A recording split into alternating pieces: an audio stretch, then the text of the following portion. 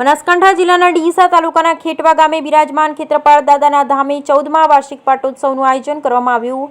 ખેટવા ગામમાં આવેલ ખેત્રપાળ દાદાના મંદિરે માતાજી શ્રી નર્મદાપુરી શારદાપુરી માતાજીના આશીર્વચન દ્વારા 14મા વાર્ષિક પાટોત્સવનું આયોજન કરવામાં આવ્યું, જેમાં મોટી સંખ્યામાં સંતો, મહંતો તેમજ ભાવક ભક્તો ઉમટી પડ્યા હતા। 31મી મેના રોજ દાદાના મંદિરથી લઈ સોતમલા ગામ સુધી ભવ્ય શોભાયાત્રાનું આયોજન કરવામાં આવ્યું હતું। ત્યારબાદ રાત્રે ભજન સંધ્યાનું આયોજન કરવામાં આવ્યું હતું। ભજન સત્સંગમાં પધારનાર સંતો મહંતોનું સ્વાગત શ્રી નર્મદાપુરી શારદાપુરી માતાજી કર્યું હતું અને પધારનાર ભક્ત મંડળનું સ્વાગત ખેટવા ભક્ત મંડળ તથા સોતમલા ભક્ત મંડળે કર્યું હતું। સંતોની સંતવાણીથી દાદાના ધામનું વાતાવરણ ભક્તિમય બની ગયું હતું।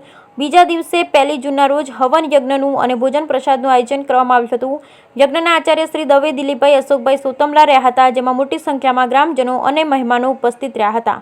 દાતાશ્રીઓ દ્વારા ભોજન પ્રસાદ, મંડપ ડેકોરેશન, કુલર, પંખા, કેરી રસ, ચા પાણી, ફૂલહાર જેવી સુવિધાઓ અને સગવડો પૂરી પાડવામાં આવી હતી। સમસ્ત ગ્રામજનોએ સેવા આપી હતી અને દાદાના આશીર્વાદ લીધા હતા। બ્યુરો રિપોર્ટ જીગર ચાવડા, બિલડી।